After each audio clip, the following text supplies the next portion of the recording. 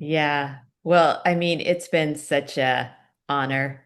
And I mean, it was a bit shocking too, because, I mean, I think we all as filmmakers have our own individual markers of success in Hmm. terms of what we aspire to. Right. And I think for me, I mean, Criterion kind of represents like the sort of masters of cinema, it's like that's where we go to see like Right. all of cinema heroes, whether it's the past ones like Ozu or Kurosawa or, Fellini or Godard or, the more contemporary filmmakers like Kiarostami or Mm. Claire Denis or Lynn Ramsey, or, this is where we go to see these filmmakers. And, I mean, I'm working often, especially in the last 15 years, in such a small, intimate way where Right. these films are really, small in scale. And it's just so meaningful to be recognized, and acknowledged by what for me are kind of like the arbiters of taste in terms of cinema. And Right. I think that it's like, I think one of the things that's so amazing about Criterion is it kind of rises above like the Mm. industry and all the commercial and kind of political Right. aspects Right. of thinking, you know what I mean? Because you can't really buy your Right. way into Criterion, You, Right. you can't, and it's like everything is leveraged in this way in our world. And Hmm. so it's kind of like this sacred zone in a sense of Right. cinema.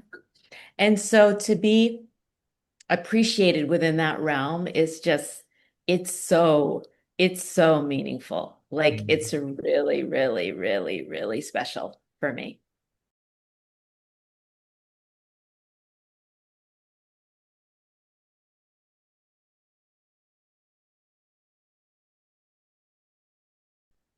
Well, I mean, I didn't start out as a filmmaking buff, I mean, Right. I was interested more in theater, and actually I got interested in filmmaking more through an academic route, through Hmm. cultural studies. So I actually was more influenced by theoretical filmmakers like Trincy Minha or, Sankofa that were working out of the UK in the early 90s that were Hmm. looking a lot at questions of identity and kind of looking at the politics of representation sort of through film.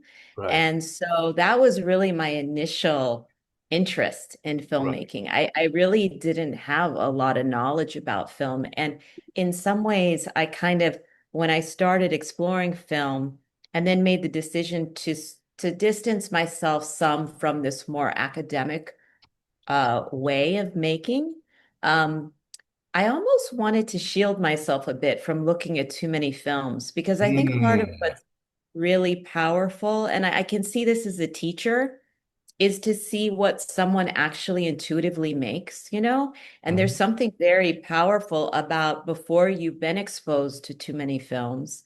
Mm. Because, there's the danger of kind of being derivative, right? Of kind I of see. copying in some way who you're influenced by and who Hmm. you are attracted to. So in some ways, I kind of early on in my filmmaking process shielded myself a bit from filmmaking, other filmmakers, and it was kind of like once I started to get, a little more into the process, there've been, of course, so many filmmakers that have influenced me. And when I went to the Criterion Closet, which was such an exciting moment, because I got to go to the Criterion Closet where you get to select, some Mm. films that are your favorites or who, in a sense, have influenced you.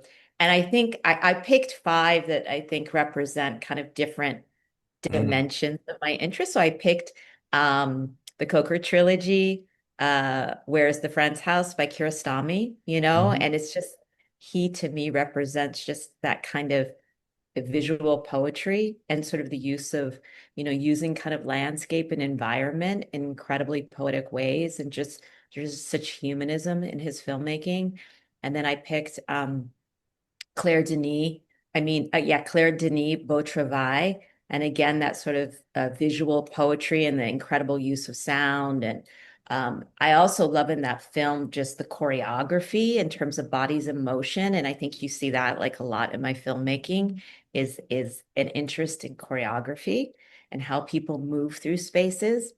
I picked Chantal Ackerman's News from Home and her trilogy, and that was a very influential film to me. And I think again, the kind of use of like the long take and kind of formal, formal shots, and then the way that she uses this voiceover in terms of reflecting on her relationship with her mother.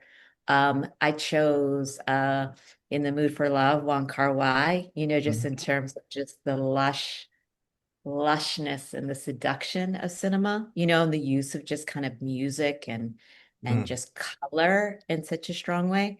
And then I picked Tokyo Story by Ozu, who is mm, of course one of my favorites, and just that again representing just that intense humanism and just all that is exists kind of in what is unsaid, you mm, know. And so those were the five that I picked. So it gives you a little bit. I think those filmmakers all reflect something about my style too. mm.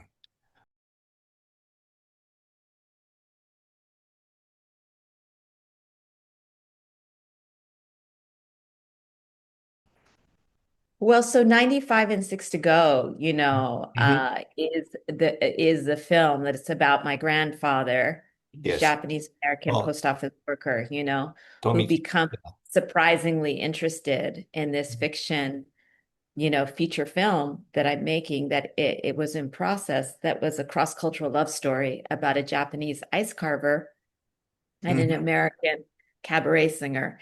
And it was a big project. And Toyokawa Atsushi was actually attached to star in the lead role.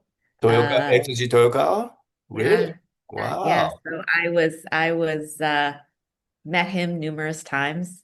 I mean, Hmm. I met him and then I guess I just met him once and we were in a conversation for a long time. I mean, it was a big project and Yeah, definitely. it was very close to happening. Hmm. Um, but unfortunately, it was together artistically and creatively in terms of all of the talent and people being very excited to do it. But unfortunately, the producers didn't raise the money and Really? it Wow. was very devastating. And you see that in this film 95 and Six to Go because it's about this film that's in process, but it's about how my grandfather becomes really interested and starts to kind Right. of project all of these ideas Hmm. into screenplay that reflect a lot of his own concerns about his own life. And this screenplay becomes this catalyst for us to connect in this new way. But Right. so that film Hmm. emerged out of what felt like a complete failure because the fiction film never actually happened. Hmm. And when that film collapsed, it was really devastating for me. And I honestly almost stopped filmmaking at that point because Hmm. I had spent 6 years in development on that project. Wow. And what happened is that I then returned to a very intimate form of filmmaking and I made a little short that combined actually some research elements from the fiction film because it took place in New York, that film. And I kind of, would go around New York with my camera and film things that I thought were interesting in terms of the environment. And Mhm. then I would incorporate them into the script. But then the fiction film didn't happen. And so what I did is I pieced together these little moments that I had filmed of New York City. And then I realized I had footage from some other places that I had filmed. And I realized what the connective thread was were that there were these moments of people in states of physical or emotional anticipation or suspension. And so I made this little film called Suspended, which is Mhm. on the Criterion Channel. Mhm. And that film went to Sundance and to New Directors, New Films, and to Rotterdam. And it kind of gave me the boost and Mhm. that I needed to remind me that I could still make films quite Mhm. self-sufficiently, because after this devastating big project, that was, involved a lot of money. And of course, there was a lot of celebrity and realizing, well, okay, that didn't work out, but I can still continue to make films in this more intimate and sort of a very low kind of resourced way, but they can Mm, still travel the world and go to festivals. And so what happened is that then I went to Rotterdam with that film as well, suspended. And the curator at Rotterdam commissioned me to be part of this big project that he was doing in Africa mhm. that led to the film Where Are You Taking Me?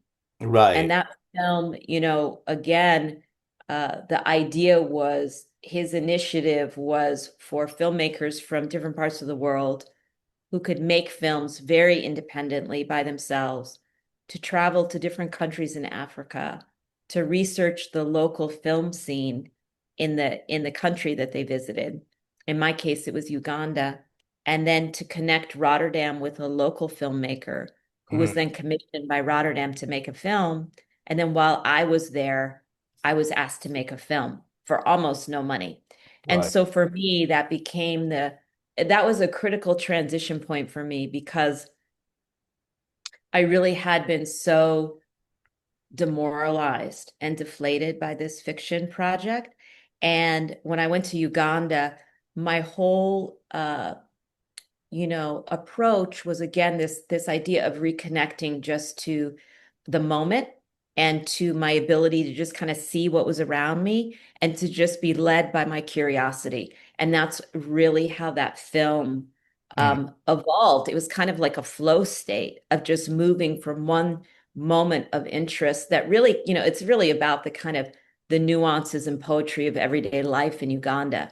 And the one thing I knew is I did not want to make some like sensationalized like film that focused on like what we tend to see mm, of the representations of Uganda, that are of victimization or horror. So this film instead was just kind of like a response to really what was a very traumatic experience for me. And to just rather than talk about making something for years and years, was just to dive in and to just like let it flow, and that style of filmmaking you can kind of see continue in many of my films subsequently, right. and this is basically the way that I've been working almost entirely since that moment Mm, is this. So it was a really critical turning point for me.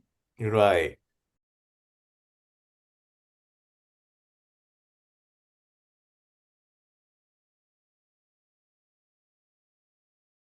When the um when the feature film um collapsed, and really the last point of it was I did actually separate from my producers, and I tried to find some new producers, and I went to Busan for Mm, their big project market, and I was with like I remember, such an honor to be part of that because like Lee Chang-dong was like at the other table, I mean it mm, was like really prominent Asian directors, and I was right. the one American project, but it was in 2008. And if you recall, that's when the entire global economy crashed, Right. Right. 2008 in the autumn.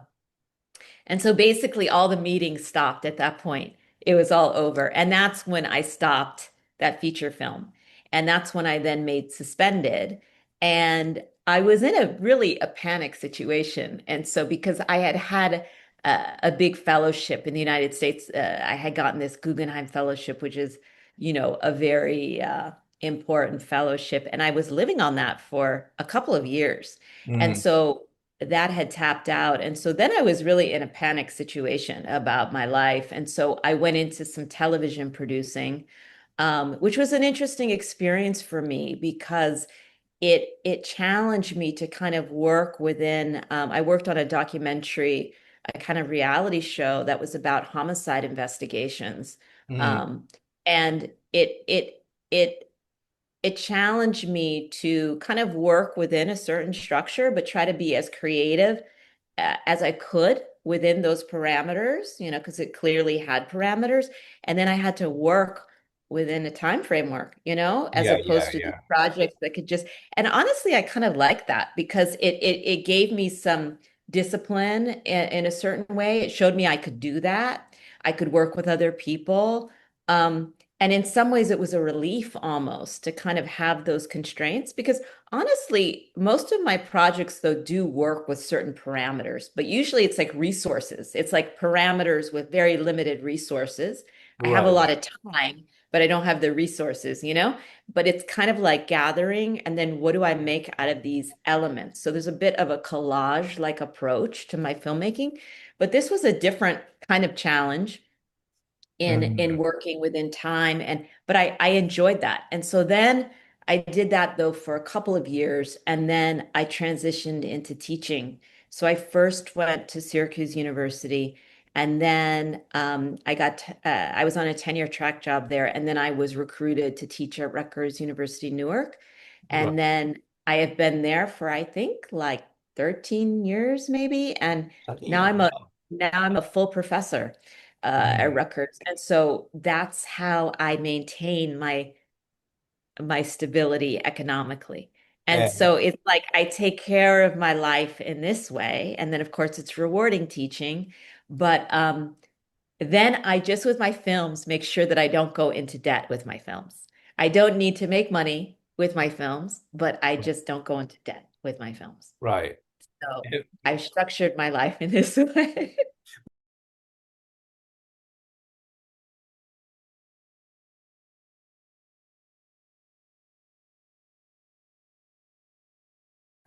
Absolutely. So it gives me enough structure and it gives me enough stability, but then I have a lot of autonomy and I have a lot of free time. So a lot of my films have actually been shot during sabbaticals, Mm. where I get a semester off. And, in many cases, it's just driven by me being curious about a place, as we talked about with onlookers, like I had wanted to travel to Laos. Mhm. So I went to Laos by myself, brought some equipment, and then I just saw what unfolded and I started to shoot and gather. And then I went back several years later. And so, I can't usually work that much during the semester while I'm teaching, but during the summer, that's a time that I can work and I can either shoot or edit, during the summer. I do more kind of administrative things during the year, with my filmmaking. And of course, it's a slower process, right? I can't do certain kinds of projects, Right. but it really does work well with this very intimate mode of filmmaking where I kind of go at my own pace. I kind of do my own thing. I don't have a lot of external time pressures. And I've found a way, to continue making films, um, despite some of the limitations and constraints. And I think it's like, I mean, I think we talked some about this before where we're so conditioned to think that more resources are better, right? And bigger is better, Mhm. bigger equipment, more people, more money, everything. And it's true that with a certain kind of filmmaking, it really is advantageous. And I think, in the Criterion collection that I'm showing, there are some films that are highly produced. I have two fiction shorts. One is on 35 millimeter. It had a lot of people involved, and it's called Right. Summer of the Serpent. I did another short fiction film, That Which Once Was, that's very highly produced. So I have worked in that way too. Right. But obviously, that's not easy because I got a lot of donations. I got a lot of people who were super generous, who just gave me Mm. equipment, and Mm. offered resources, free film stock. I mean, free equipment. I mean, prints. I mean, it was amazing. But generally, you can't rely on that. And so instead, I've formed this other style of filmmaking where it has been virtually solo, but the advantage is there are ways in which you can, film that are really, really intimate, where you're almost blending into the environment, right? That offers something very special. So I've tried to kind of develop a style and a form that embraces in a way limitations. Mm.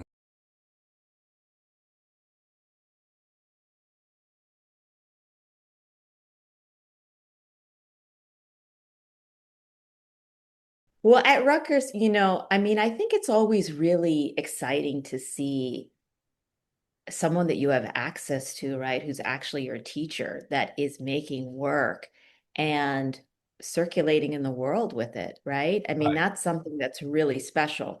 At the same time, I don't want to impose myself onto my students in the same way Mm. that I was describing about being an early filmmaker, because I think as a teacher, you can be maybe too influential, right? In terms of kind of dictating the style of your students. So it's Right. a Of course. balance because Right. I Right. don't want to impose in that way, but I do think it can be very useful because when you see a role model, right? I didn't have women uh, Mm. professor. I didn't have women of color. I didn't have any of these people, really as role models, right? Right. In many cases in my education. And the few that I had were then so important to me because, you see a role model and you see a Yeah. path that potentially you can take, right? Right. Suddenly see something that's possible. So that Right. is important. And so I do show my work. I try to weave it in like kind of subtly, or I try to see what the interests are of the students, and Right. if it feels appropriate. But like for Uh-huh. example, as part of this Criterion launch, there's a local cinema here called DCTV Firehouse, and Right. they are doing a celebratory screening of 95 and 6 to Go that Right. features my Japanese American grandfather, and it's Mhm. also Asian American Pacific Islander month this month.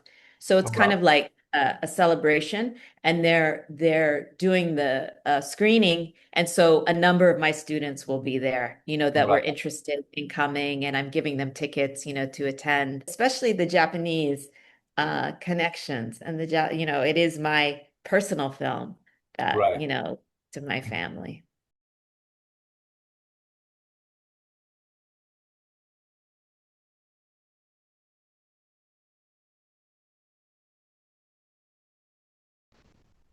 Well, 95 and 6 to Go has such an unusual evolution because I never did think of him initially as an Mm. interesting subject at all. Right. And within my family, he really existed on the periphery. And he was Mm. someone that was a strict, kind of pragmatic, hardworking guy. Hmm. He never showed any creative interest to me while I was Mm. growing up. I And see. so my grandmother was really the center of my life, and he was more on the edge. And what surprised me was then when I was working on this fiction feature that was this cross-cultural love story, he read it and it animated him in this totally surprising way, Mm. and I saw him come to life and he started to come up with all these ideas for the script. And I saw this whole new dimension of my grandfather that I had never seen. And Mm. so that's why I started to film him. And then the majority of the film then takes place in this moment where we're together alone for the first time in our lives because my grandmother has died. And my film, the feature film, is in limbo, and it looks like it's not getting financing, and I don't know what I'm going to do with my life. And so we're both in these transitional states of kind of the unknown.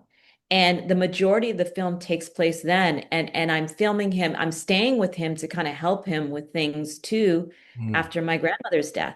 And so I was filming, but you see one scene in the film where he's like, don't show this to anyone. I don't want you to show this to anyone. I won't forgive you if you show this to anyone. And actually, that was a very serious proclamation. He said he was going to disown me if I showed it to anyone. And so he meant it. And honestly, I was gathering footage, but I never even looked at this footage over the years. I didn't do anything with this footage because I didn't think I was going to make a film because he clearly had forbidden me to do that. Mhm. If you see the film, you see some things that change and evolve. But my point is that Mm. people ask, though, they say, well, why would you film him if you weren't going to make a film? And the reason I filmed him is because through the act of filming, we connected in a totally different way. And the I see. camera actually became a catalyst for me Mm, to actually see him as an interesting subject, like you're saying, right. and for us to have these conversations that we had never had. And so it was an interesting way for us to connect, but I actually never looked at the footage. And so that film, I don't want to give away the ending or anything, but it's like, that film ended up being possible later. But the whole span of that film is like 10 years, in the Mm, sense of the shooting and then me realizing, oh, I can actually make a film. He's allowed me to do that. And then the editing process, again, within the context of my teaching, where I have limited time. So it was a long process. But I think, what's so important about that film, I mean, so many of my films in terms of subject matter are about, noticing things in people that are overlooked mm, and that are passed by. And I think, a lot of the things that deal with an environment are about moments that you observe that are really beautiful moments that just exist in the world that you don't really pay attention to because you're operating in this kind of distracted state. mm, And then in this case, it's even with family of like, here he is my grandfather, and I really didn't know him before. I didn't really express interest. mhm, And he was a fascinating person, and we ended up getting much closer. And I saw all of these dimensions in him that I really admired and that I really enjoyed mhm, and that I had completely overlooked. mm.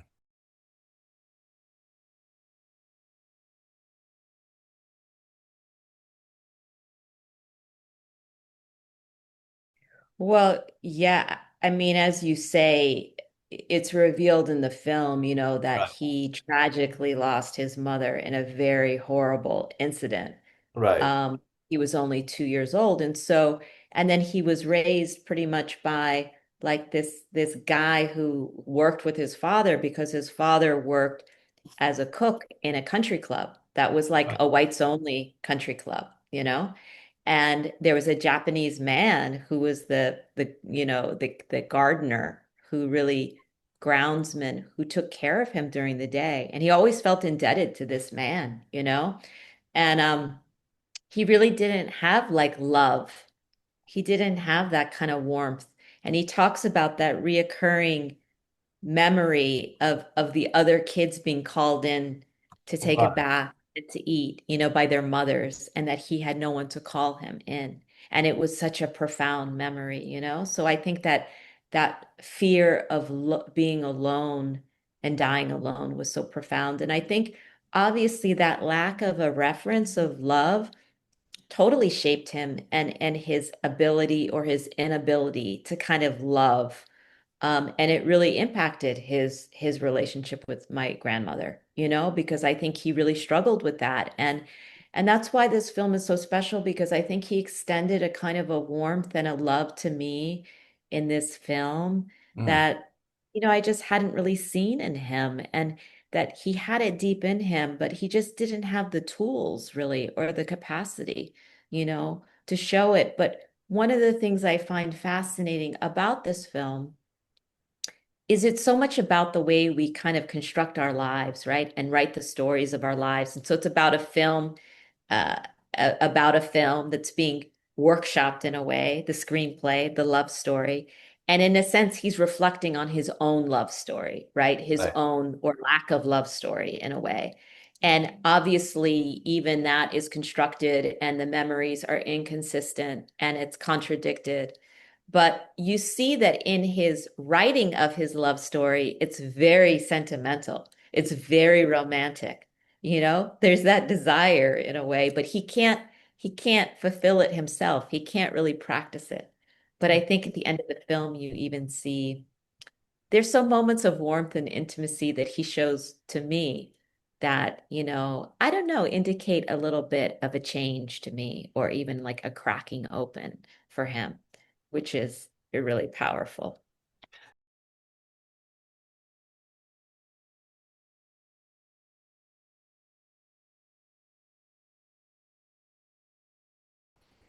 Well, you kind of summed it up. I mean, because I don't know exactly what they are to begin with, because they're really made in process, and I try not to come with preconceived ideas, and they're Mm, kind of collaged together.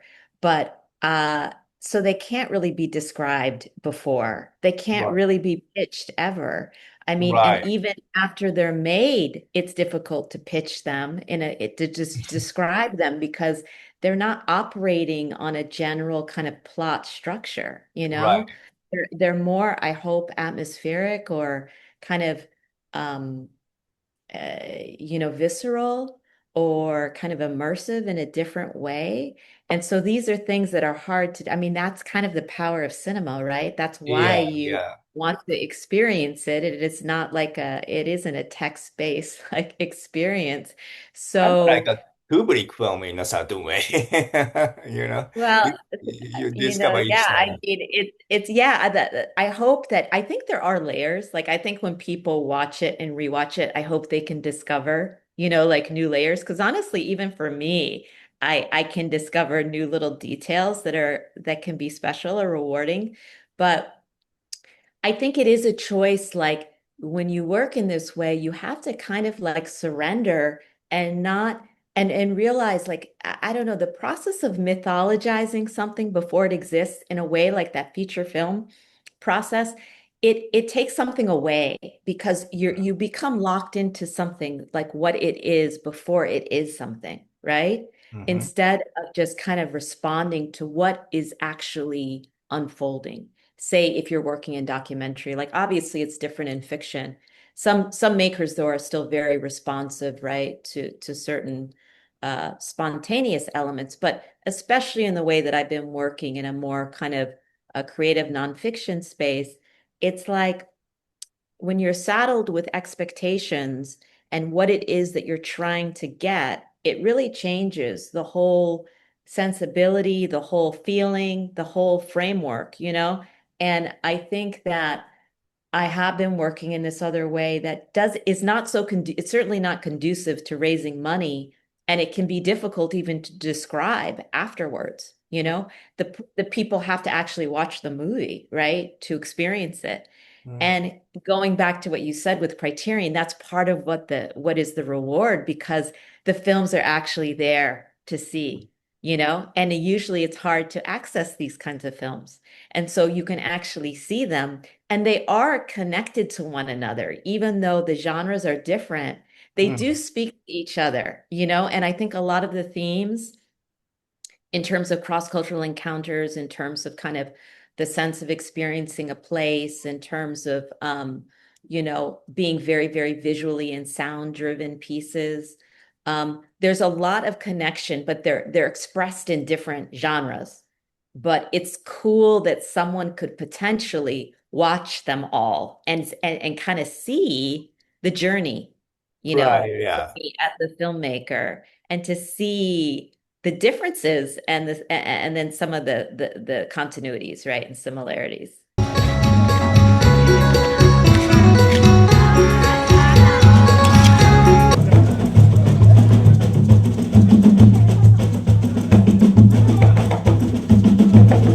I knew the rumba, tango, cha-cha, samba.